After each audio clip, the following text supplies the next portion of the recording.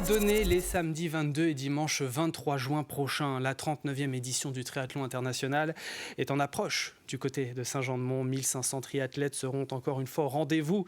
Le tout sur 5 épreuves, sur donc ces 2 jours, différentes catégories également. Et c'est ce que nous allons voir. Nous en parlons donc avec notre invité ce matin, Philippe Gaudin, vice-président du Saint-Jean-de-Mont Vendée Triathlon Athlétisme. Bonjour. Bonjour. Et bienvenue sur le plateau de la matinale. Alors tout d'abord, comment se présente cette 39e édition ?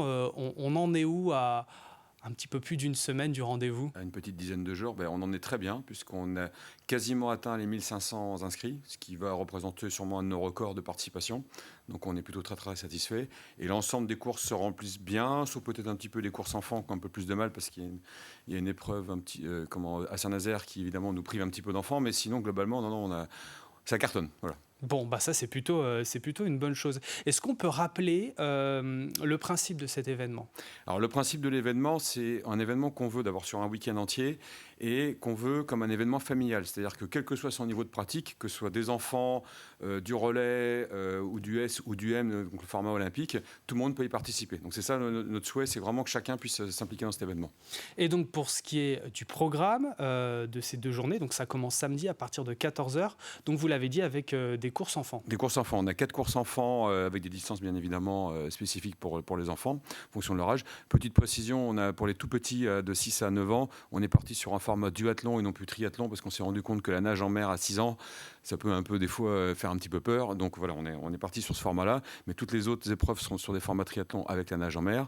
Donc ça sera entre 14h et 16h. À partir de 17h, 17h30, on aura des courses, donc ce qu'on appelle un XS tout public, c'est-à-dire un petit format triathlon en entier pour des gens qui veulent vraiment découvrir.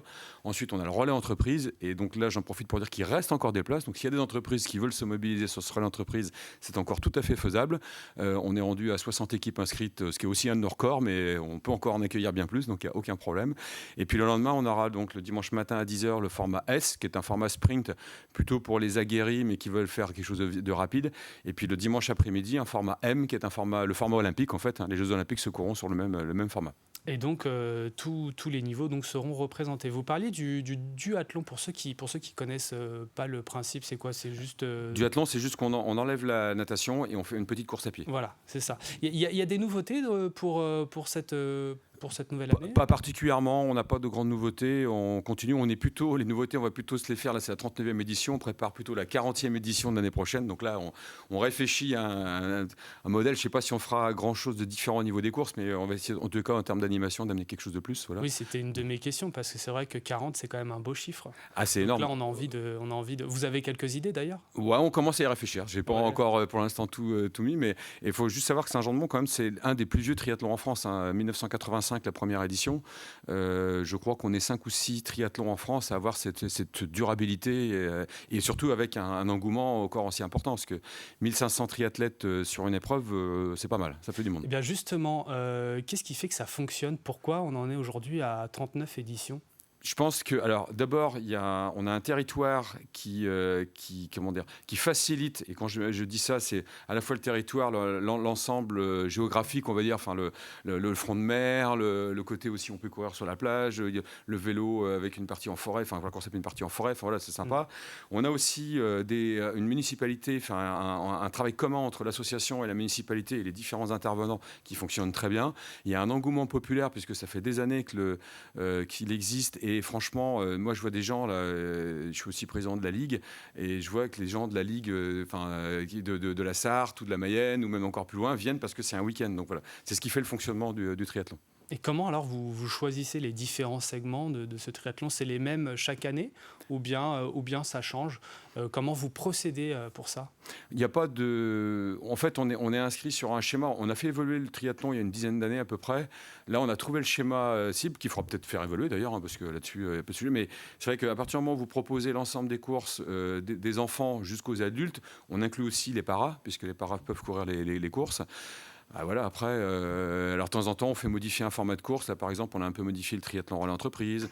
Après, on va modifier, on est en train de réfléchir peut-être le parcours vélo. Enfin, voilà, donc on essaie de trouver des choses. Vous adaptez. Voilà. Ouais. Mais l'idée, c'est quand même de base de proposer un week-end attractif sur le territoire. Il y en a peut-être qui vont participer à un triathlon pour la toute première fois. Quels conseils vous pourriez donner à ces gens-là qui vont se lancer? Ne pas avoir peur. Avant tout, l'objectif, c'est de s'amuser aussi. Voilà, exactement, c'est d'être dans le plaisir. Un triathlon, ça reste une source de plaisir.